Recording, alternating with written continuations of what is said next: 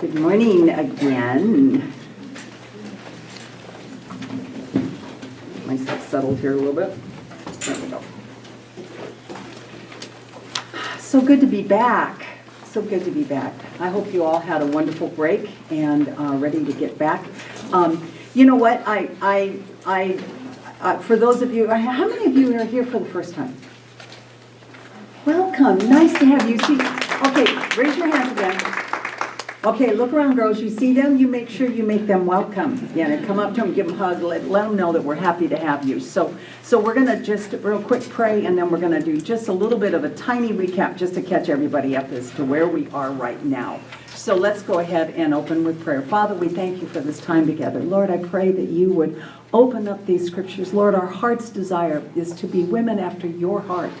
And Lord, that's why we're studying this man and his life. There's so much to learn through his life itself and through the Psalms, Lord. And I pray that you would just open our hearts and our minds and our spirits and speak to us this morning and give us something that we can take away to apply to our lives so that we can draw closer to you and be more like you and to please you. For you to look and say, that one right there, she's a girl after my heart. I love her. So, Lord, that's our heart's desire, and I pray that you help us to achieve that and to move towards that today. In Jesus' name, amen. Amen. So, here we go again. It's kind of like we're in 1 Samuel chapter 26, and it's like we've done this before. David's been here again, so maybe this is like his second test. A few weeks ago we talked about En-Gedi and Saul, chasing David in there, and I don't know. I didn't get to be here that week, so I don't know how much was explained about En-Gedi. But if you've ever been to Israel with us, you've been there. It is out as you go out towards Masada, which is in it. When they say wilderness, it's wilderness, ladies. There's nothing growing out there. It's just barren, and then you come to this little canyon, and you go up and walk through this canyon, and the farther back you walk, the prettier it gets, and it's lined with caves on both sides. Did any of this come through in the teaching a few weeks back? There it is. Yeah, there, and you get back there, and there's this phenomenal grotto, and it's green with ferns growing against the rocks, and this giant waterfall, and this pool of water, and there are these little things called ibex, which are little teeny tiny deer, and then these other little things that are called rock conies, and they look like a giant hamster. They're huge. They're big, fat, chubby little things, and they wander all over the rocks, and it's just gorgeous back there. And so when David went back into En-Gedi, there was a reason. It was gorgeous back there. So, that was just a little thing. And remember what happened. Saul went into the cave, and David was back there and showed him and proved to him that he wasn't there to kill him. He let him leave the cave, and he made it back to his men, and he showed himself and explained why he didn't kill Saul. And Saul agreed, and he wept, and he made a covenant agreement with David that he wouldn't pursue him any longer. And so then David continues into the wilderness, and this is where we are right now. He's back in the wilderness in that area, and there was a group called the Ziphites, which was the city there, and in chapter 26, verse 1, it says, "Now the Ziphites came to Saul at Gibeah, saying, 'Is David not hiding in the hill of I'll get this, Hachilah.'" If you like that, are you impressed? Yeah. Hachilah, and which is opposite of Yeshimon. And so they were the same people in 1 Samuel 23 that betrayed David the first time and told Saul where they were. They were angry because he was in that area and he was killing off all the game to feed his men. And he evidently is back on the same hill. And it's a good lookout position. So it's in the desert area between the Dead Sea and this city of Ziph, which is where these people were from. So then Saul arose and went down into the wilderness, having these 1,000 chosen men of Israel with him. He's going to go after him again. He forgot completely that he had made a covenant with him not to pursue him. But he's challenged by him. And so he takes 3,000 men with him, the best that he had, to go after this guy. And he encamped in the hills of Hachilah, which is opposite of Yeshimon.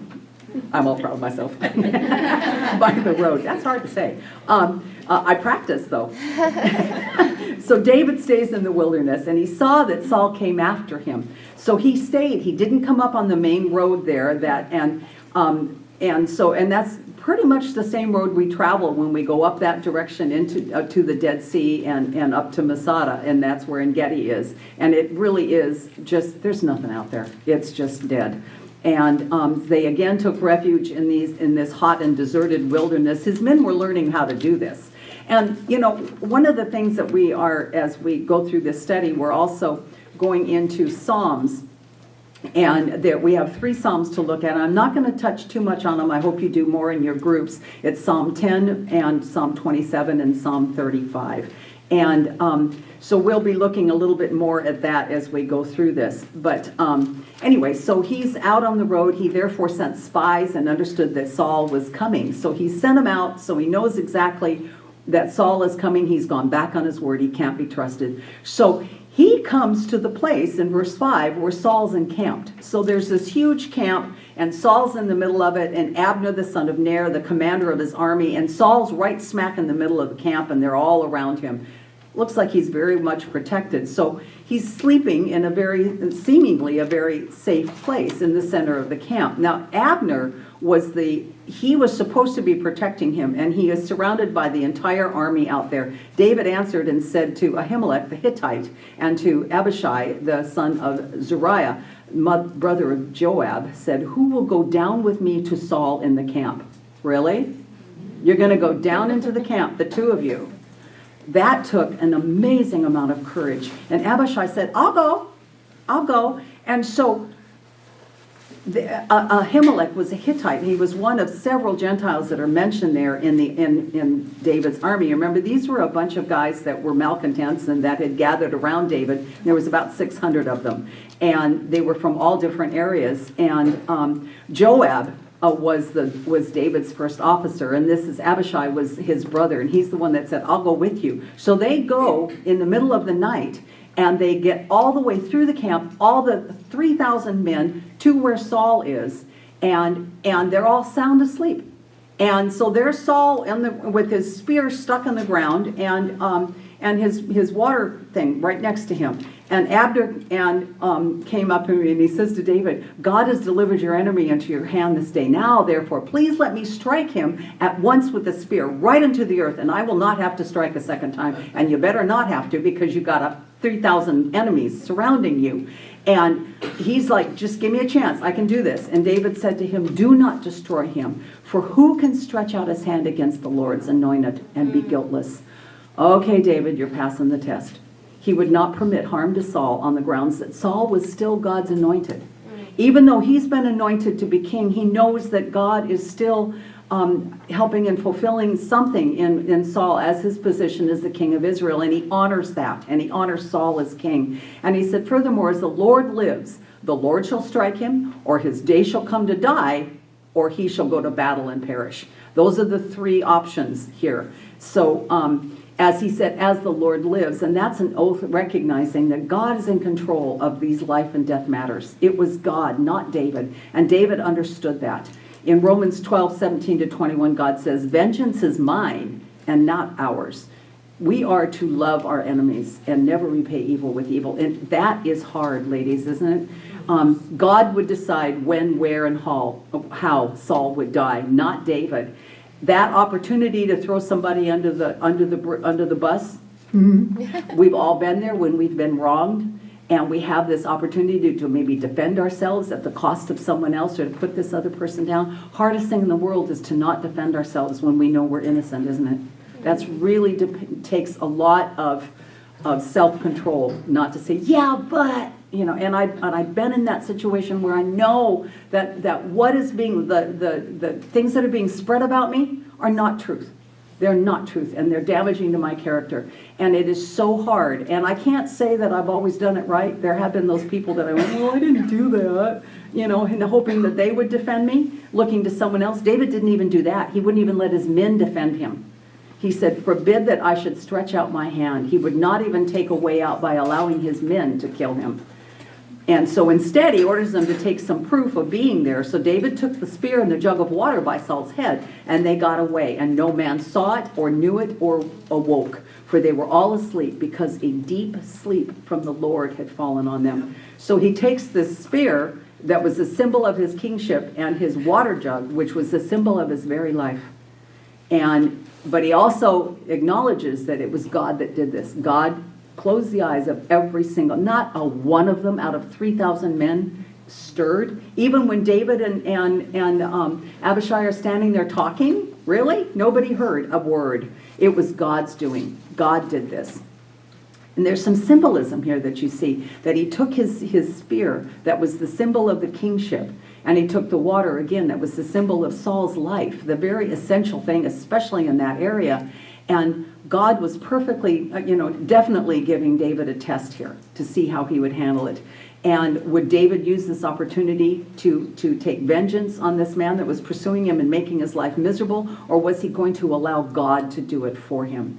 He had placed Saul's kingship as well as his life in David's hands, and in order to see, and David passed the test. Now, would David continue to trust the Lord or give him kingship in God's time? Hopefully, yes. Will we trust him in those circumstances when we are someplace where we have been wronged or we have been falsely accused of something? And will we throw that other person under the bus, or let God do it? And you know what? I have discovered that if I let God, it usually just kind of goes away. Amen. And I let my own character and who I am stand and who he is. And 90% of the time when I try to meddle in those things, it doesn't work. It doesn't work. I just make it worse. Always. Oh, yes, always. I've always made it worse. I need to learn this truth from David. Leave it alone. Let God defend me. So David decides that, so they take these two things, and off they go to a hill above a little ways away, and David, and then he awakens the entire camp. He calls out to the people and to Abner, the son of Ner, saying, "Do you not answer, Abner?" He wanted to make sure that they knew that Abner had slept through this. Abner, who was supposed to be protecting the king, had slept through it. David addressed him to critique him and to criticize him in front of the entire camp, that the bodyguard had not been protecting the king. David protected him better than the bodyguard did, didn't he? David asks this mocking question, and David says to Abner, "Are you not a man? And who is like you in Israel? Then why have you not guarded your lord the king? For one of the people came in to destroy your lord the king." David taunts him again. Abner didn't even know anything about it, and that was didn't look good for Abner. "The thing that you have done is not good. As the Lord lives, you are worthy to die, because you have not guarded your master, the Lord's anointed. And now see where the king's spear is and the jug of water that was by his head." So it was proof that he had been there. And Saul knew David's voice, and he said, "Is that your voice, my son David?" And David said, "It is my voice, O Lord, my king." He still honors him, even though he knew he was there to try to kill him. For a second time, Saul recognizes him, and he knew it was David. And he says, "Why does my Lord thus pursue his servant? For what have I done?" So he's still trying to challenge him a little bit, confront him, to understand why Saul won't leave him alone, trying to reason with him. Even in the midst of that, he was still trying to make peace with Saul. "Now, therefore, please let my lord the king hear the words of his servant. If the Lord has stirred you up against me, let him accept an offering. But if it is the children of men, may they be cursed before the Lord, for they have driven me out this day from abiding in the inheritance of the Lord, saying, 'Go serve other gods.'" Do you know what that meant? It was because he presented these two possibilities. If he had sinned against the Lord, he could make offerings and make that right. If it was others that were causing this, they needed to be judged, because they were taking him and exiling him from the land, and it was really the equivalent of forcing him to abandon the worship of the Lord, because the only tabernacle that existed was within Israel. He could not worship in the tabernacle because of these things that had been said. "Now therefore do not let my blood fall to the earth before the face of the Lord, for the king of Israel has come out to seek a flea, as when one hunts a partridge in the mountains." Have you ever tried to catch a flea? You have dogs and those little, and you see these little things, and you go and they're like doing, and they're just gone. They're just gone. Well, he's saying that he's worth as much as a flea, and that the partridges were almost impossible to hunt in that area. And so he's just trying to say, why are you doing this? You know I'm going to get away from you. And Saul said, I have sinned. Return, my son David, for I will harm you no more, because my life was precious in your eyes this day. Indeed, I have played the fool and erred exceedingly. For a second time, he says he's played the fool. But he did not repent and do what he did last time. This time it wasn't quite as heartfelt, it seems to me. Come on back home. And David's like, yeah, I don't think so. And he answered and said, here's the spear, let one of your young men come and get it. Even that he would not keep. And this was the last time that they actually, even spoke together. But there's no tears on Saul's part. There is not the extent of repentance that there was before. And David is learning here, and he learned a good lesson. He learned integrity. He would not even keep that spear. He gave it back. And may the Lord repay every man for his righteousness and his faithfulness. And for the Lord delivered you into my hand today, but I would not stretch my hand out against the Lord's anointed. He understood that he should not trust Saul's repentance, but he would put his trust in God. And this is great. I love this. And indeed, as your life was valued much this day in my eyes, so let my life be valued much in the eyes of the Lord, and let him deliver me out of all tribulation. He's not putting his trust in man there. Let my life be as valued as much in the eyes of the Lord. He wants God's blessing on his life. He's not going to gain the throne through treachery and rebellion. We are not going to gain our position through treachery and rebellion or trying to defend ourselves. We need to let God do that. If David wants support when he's king, he has to support Saul now. He had to do it right. And he was doing that and letting God work out the events. I love that. He chose God's way. And so in our lives, what is more critical for us? To choose God's way and maybe miss out on those things that the world tells us are important, that throne, or choosing God's way. What is more important in your life? The pursuit of your throne, the thing that you really feel like you need in order to give you a sense of worth, of value. What is having Jesus Christ in your life all about? It's obeying God when it's not easy. There's a million voices that are speaking to you, telling you not to. David was a man after God's own heart because he sought that. He sought God's will in his life. And he knew that first he had to seek the kingdom. Seek ye first the kingdom of God, and all these things will be added to you. Do you want God's blessing in your life? So it's not, we don't want to look at this backwards. We want to serve the Lord because he's paid for our life. It's no longer ours. We serve him because it's the right thing to do. We serve him not for the blessings. The blessings come out of it. But those are momentary, and they're not necessarily monetary either. But the real blessing comes from serving him in areas that money can't buy. Galatians says the fruit of the Spirit is love, joy, peace, long-suffering and kindness, goodness, faithfulness, gentleness. Against such there is no law. And those who are Christ have crucified the flesh with its passions and desires. If we live in the Spirit, let us also walk in the Spirit. Let us not become conceited, provoking one another, envying one another. David said, may you be blessed. And Saul said to David, may you be blessed, my son David. You shall both do great things and still prevail. So David went on his way, and Saul returned to his place. This is where, if you've looked at the Psalm 27 comes in, because I love this. David must have felt fabulous at that point. He has gone into the enemies, and let's just read just a really quick part of Psalm 27. It says, the Lord is my light and my salvation. Whom shall I fear? I love that. The Lord is the strength of my life. I was asking some of the girls, anybody remember that song? The Lord is my light and my salvation. Whom shall I fear? Whom shall I fear? And then it goes on, the Lord is my strength, the strength of my life. Of whom then shall I be afraid? That's been running through my head for days now. When the wicked came against me to eat up my flesh, my enemies and foes, they stumbled and fell. He was feeling really good in this psalm about how God had intervened and stood up for him and that he had nothing to fear. I love that. I love that. So Saul seems to recognize it, but it's the last time that there is this kind of situation. And it's so sad when you look at Saul, that what he could have been, what he should have been. He was a handsome, talented man, and God gave him everything he needed, a big, strong warrior. God surrounded him with godly men, and he fought battles for him. And Saul's own sin held him back and drug him down. His character would never really develop into the position that God wanted him in. That happens.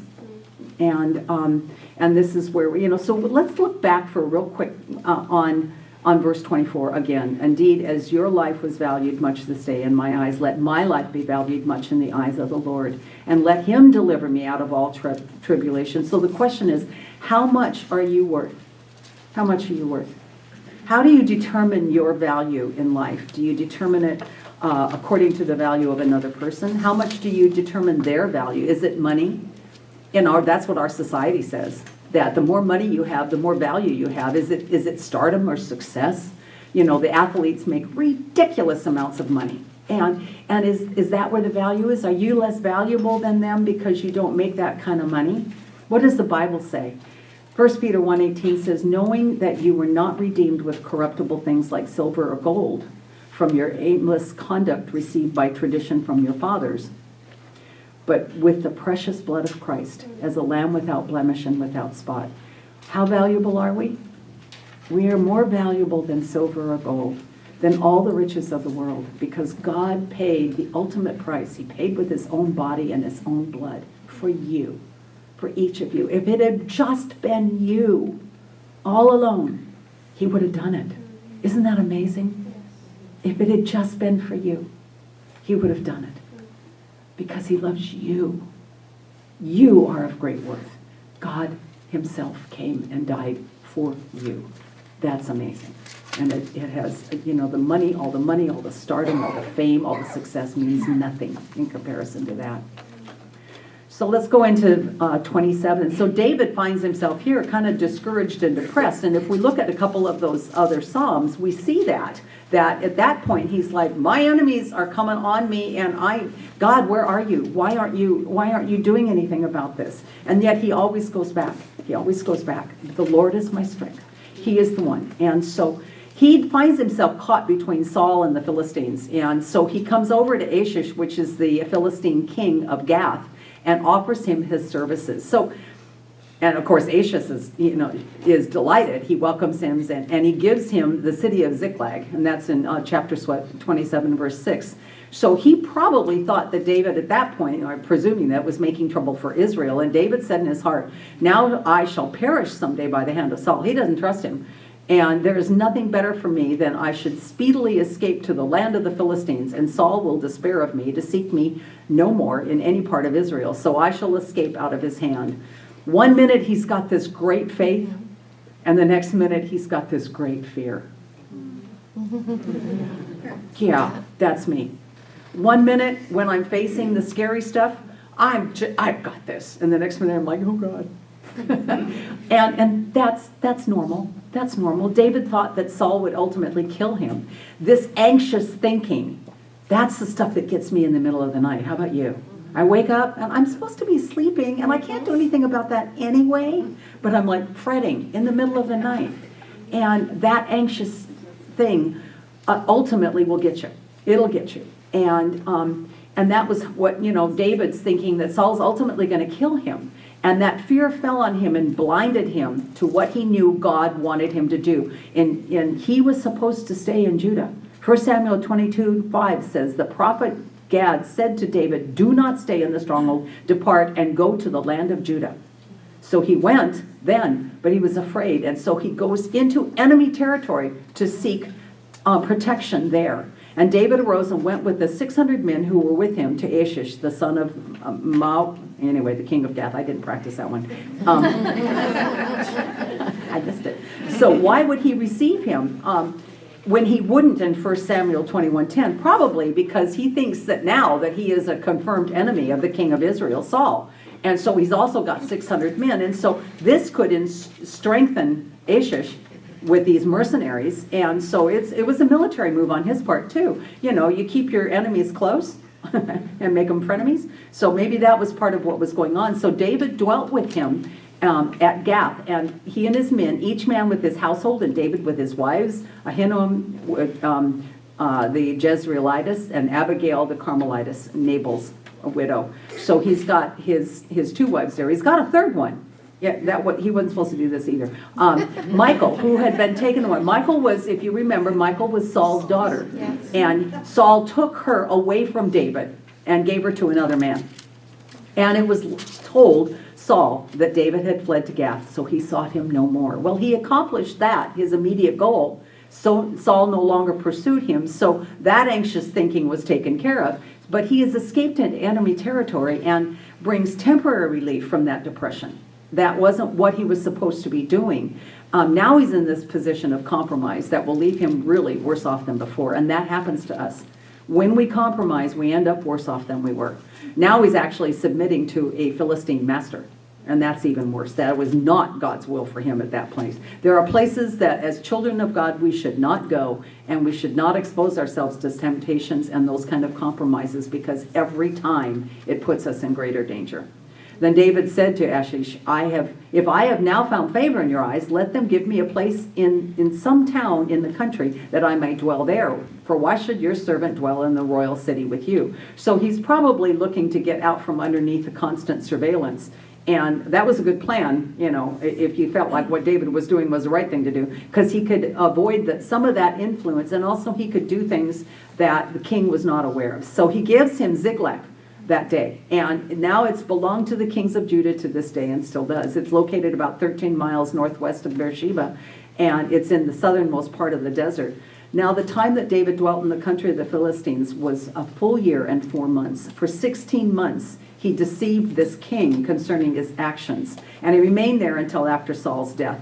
And David and his men went up and raided the Jezreelites and the Girzites and the Amalekites, for those nations were inhabitants of the land of old, as you go to Shur, even as far as the land of Egypt. So he is raiding all of the border cities of Israel. And he basically became a pirate. Raiding means, in the Hebrew, it's a verb that means to strip. So they're stripping the dead of the loot, and he makes his living plundering the enemies of Israel. So whenever he attacked the land, he left neither man or woman alive, but took away the sheep, the oxen, the donkeys, the camels, and the apparel, and returned and came to Achish. So he is just out marauding all over the place. And it's hard to see that what he is doing is anything more than a glamorous form of armed robbery, with murder and killing all the people and taking the spoil, and never under the guidance of God. And Achish would say, where have you been? Where have you made a raid today? And David would say, against the southern area of Judah, or against the southern area of the, anyway, that one. And against the southern area of the Kenites. It takes me a second to stop and try to, and I don't want to. So, that one. So, he is being forced to lie. And he's lying boldly to the king over and over again, and hiding what he's actually doing. David would save neither man nor woman alive to bring news to Gath. So he's killing these people in order to cover what he's doing, lest they should inform on us, saying, thus David did. And so was his behavior all the time he dwelt in the country of the Philistines. For a year and 4 months, he just went around slaughtering and stealing. And he thought he had covered his tracks. So Achish believed David, saying, he has made his people of Israel utterly abhor him. Therefore, he will be my servant forever. And so the region was far enough that Achish was not aware of what David was doing. And he implied to the king that the hostility in Judah was getting worse and increasing, when in essence it really wasn't. They knew what he was doing, and now they're starting to think better of him than they did before in Israel. Achish thought that he was more actually a servant of his, and he wasn't. He underestimated him. So here we see that David's future here in chapter 7, why was he doing this? Why was he failing on this level? Do you think maybe he just got to this place where he was just weary? And that's one of the greatest enemies of us as Christians. Galatians says, let us not lose heart in doing good, for in due time we will reap if we do not grow weary. But as for you, brethren, do not grow weary of doing good. That's 2 Thessalonians 3:13. For consider him who has endured such hostility by sinners against himself, so that you may not grow weary and lose heart. Hebrews 12:13. And I think sometimes growing weary means we stand up and defend ourselves a little too. I'm tired of people thinking this about me. I'm tired of having to struggle and remain silent. I'm going to speak up and I'm going to defend myself. And that's not necessarily what we're supposed to do. So I think David, maybe he just grew weary of the well-doing, and he's been on the run for all this time. He's got a price on his head. And you see that in these Psalms where he's just frustrated beyond belief over what's been going on around him and begging God to fix it and change it. Get my enemies, Lord. And he is, he has a price on his head. And even those from his own tribe, the Ziphites, are betraying him to Saul. And he's indirectly responsible for the deaths of those priests that tried to defend him and their families. He's alienated Saul from his son, Jonathan, as well as his daughter, Michal. He's endangered his own family so that he feels he has no place for the care, except to go to this king. And he has accumulated this following of 600 men that they've all got their wives and families. This is a huge burden that David is trying to carry, and it wears you down. It wears you down. And he kind of burned out here. He just gave up and just went with it. This was something he could do. And so he went raiding. And it's wrong, but how many times do people within the body, you see it all the time, where they start out good and then the difficulties and what they're in just starts pulling them down. And you know what's amazing about this? This was David, the man after God's heart. And even though he had come to this place and ultimately he was not allowed to build the temple because he had shed so much blood, God saw it. And there was, something that he was not allowed to build the temple because of it. But God loved him and forgave him. And I look at that and I go, what a faithful God we serve. It didn't matter how off the track David went. And you know what? When Saul, he didn't repent, did he? He could have. It is never too late while you have breath in your body to come back to him. Never too late, no matter what has happened. No matter how many, lives you've ruined, you certainly didn't go out, slaughtering whole cities, and God forgave him for that. But if you continue to compromise, it becomes, and concede to those things, it can lead to disaster. And that was what was going on here. And so that is something we need to remember. But what the bottom line is, if we are faithless, he remains faithful, for he cannot deny himself. I love that scripture. No matter what we do, no matter how far we stray off track, he will remain faithful. Let us cast ourselves on him. Cast ourselves on him.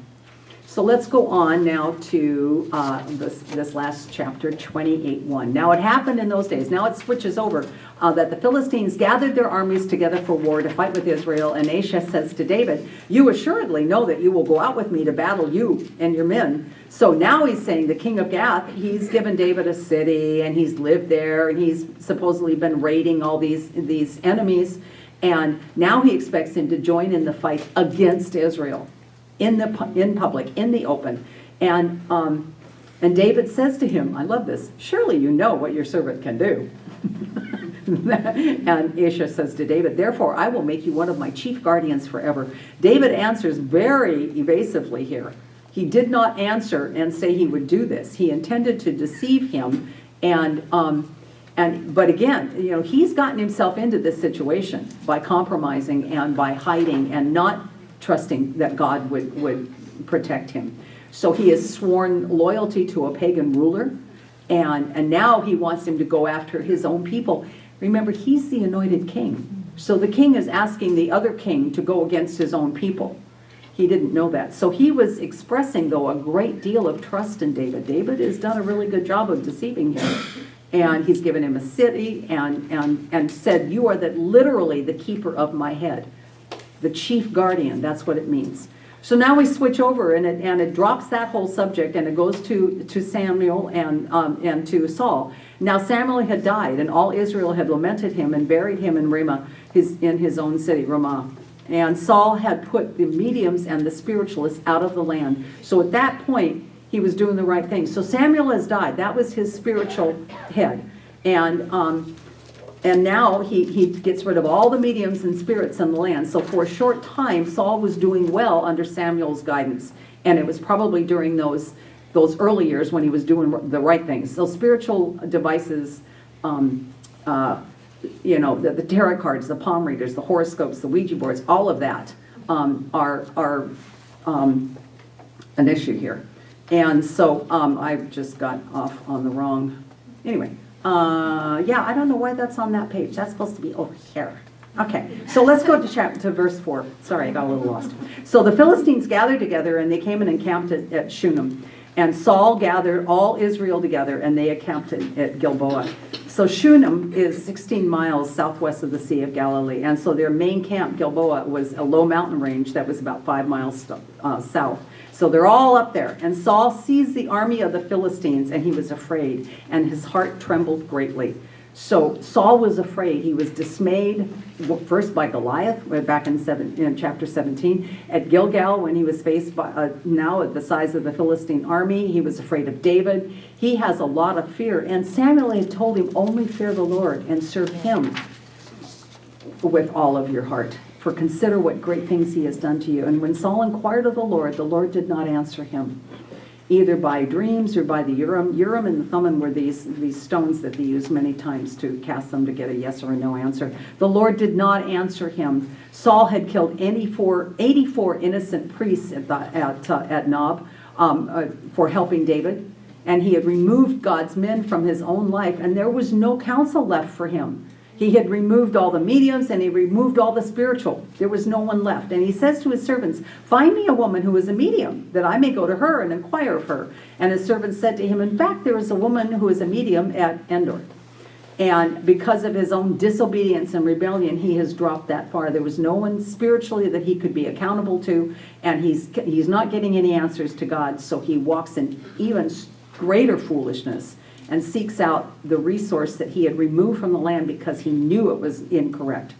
But something happens here. So he goes to this woman in Endor.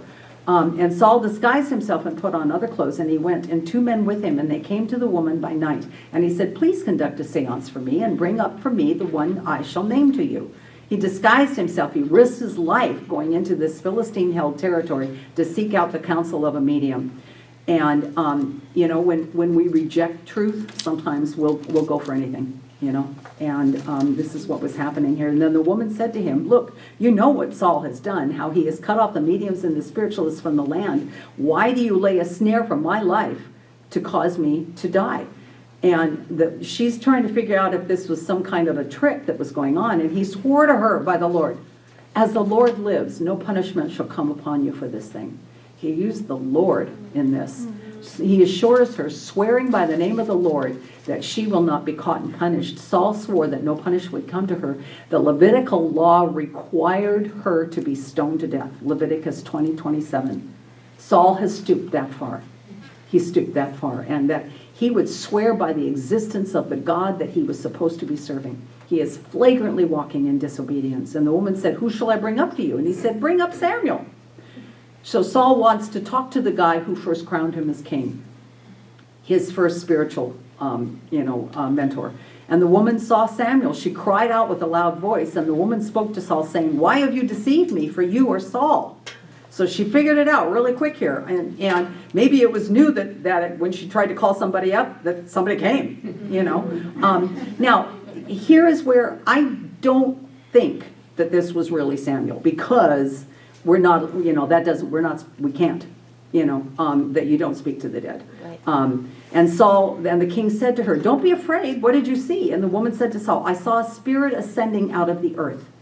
The word translated spirit is actually the Hebrew word meaning God, gods, an angel, or a judge, or a likeness of one of those. So we said to her, what is this form? And she said, an old man is coming up, and he is covered with a mantle. So Saul perceived that it was Samuel, and he stooped with his face to the ground and bowed down. It doesn't say he saw him. It only says that he thought and heard a voice that was like his. Dead people cannot be contacted. Jesus told in Lazarus, said that in Luke 16:26 and 27. He's the only one that can do that. And witchcraft puts the seeker in contact with demons that are impersonating those who are being sought. That is something that is really critical for us to understand in this world today, because we see more and more spiritualism seeping into the church and going and seeking out others. To whether it's tarot cards, whether it is palm reading, whether it's Ouija boards, horoscopes, all of that falls into that same area. Deuteronomy 18:10-13 says, "Let no one be found among you who sacrifices his son or daughter in the fire, who practices divination or sorcery, interprets omens, engages in witchcraft, or casts spells, who is a medium or a spiritualist, or who consults the dead."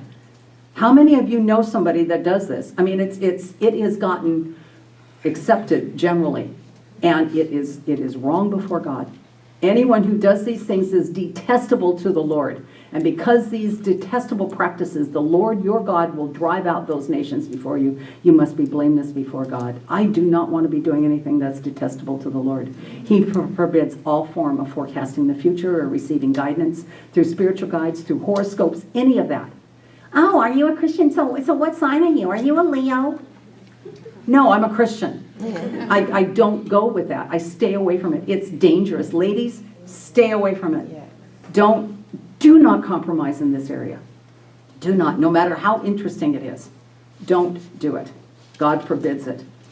And this is another reason when Samuel said, it says, so Samuel said to Paul, "Why have you disturbed me by bringing me up?" And Saul answers to Saul, "I am deeply distressed, for the Philistines make war against me, and God has departed from me and does not answer me anymore, neither by prophets nor by dreams. Therefore I have called you, that you may reveal to me what I should do." Now, the scripture says that Satan comes as an angel of light. He is very capable of impersonating Samuel. Very capable. So when you are distressed, you have to know that the enemy is on the attack. Saul asked what he should do. He should have be going directly to the Lord. But God's judgment it's too late. God's judgment is in motion. And Samuel says, "Why then do you ask me, seeing the Lord has departed from you and has become your enemy?" Now that could be another reason why this is not really Samuel. It's meant to totally discourage Saul, to give up hope, saying, "Don't seek God, he won't listen. You've done it this time, no pardon, all is lost." Satan is still saying this to men every day, isn't he? Has he said it to you? He has to me. Don't bother. You've blown it this time. He's probably said it today to somebody in this room. That's the enemy. That is not God. While there is life in you, there is forgiveness. While there is breath in you, you can always come back to him, no matter what you've done. That's the power of the cross. Amen. That is the power of the cross. So, "And the Lord has done for himself as he spoke by me," in verse 17, "for the Lord has torn the kingdom out of your hand and given it to your neighbor, David." Torn the kingdom. Saul has plenty of time to repent. He should never assume that we will always have the desire or the ability to repent. We better do it now. "Because you did not obey the voice of the Lord or execute his fierce wrath upon Amalek, therefore the Lord has done this thing to you this day." Satan knew exactly what was going on. And he was very capable of impersonating at this level. And he did exactly what he set out to do. He so took Saul to the point where he was just completely undone. No strength in him. "Moreover, the Lord will also deliver Israel with you into the hand of the Philistines, and tomorrow you and your sons will be with me." Where was that? "The Lord will also deliver the army of Israel into the hand of the Philistines." This sin of Saul's would be more than just Saul's sin. It would affect Israel. They would all suffer for it. Sin isn't a vacuum. It affects those around us also. "Then immediately Saul fell full length on the ground and was dreadfully afraid because of the words of Samuel, and there was no strength in him, for he had not eaten all day and all night. His worst fears had come on him, and he would rather go against the 10,000 Philistines than to go back and repent." Wow. It was more than he could bear. "And the woman came to Saul and saw that he was severely troubled and said to him, 'Look, your maidservant has obeyed your voice, and I have put my life in my hands and heeded the words which you spoke to me. Now, therefore, please heed also the voice of your maidservant, and let me set a piece of bread before you and eat, that you may have the strength when you go on your way.'" Get off my floor. "Let me feed you and go away." But he refused and said, "I will not eat." But his servants, together with the woman, urged him, and he heeded their voice. So he arose to the ground and sat on the bed. Now the woman had a fatted calf in the house, And she hastened to kill it, and she took flour and kneaded it and baked unleavened bread from it. So she brought it before Saul and his servants, and they ate. Then they rose and went away that night. Saul is bringing God's discipline against himself, and we'll see the fulfillment of that. And in Leviticus 20, verse 6 says, "And the person who turns after mediums and familiar spirits to prostitute himself before them, I will set my face against that person and cut him off from his people." Those are strong words. Those are strong words against this. You can't, every time I drive into Mentone, I see her over on the right side. There's a little house, and she's, and there she is. And I need to pray more against that. We need to pray against it. We need to pray against it in permeating Christianity, because it has. I see it in subtle ways and very large ways sometimes. People that I never would have expected went and had their fortunes told. Oh, well, it was just a fun thing. No, it's not. You are consulting with demons. So here we are, and this old saying, all's well that ends well, it's true, but not for Saul.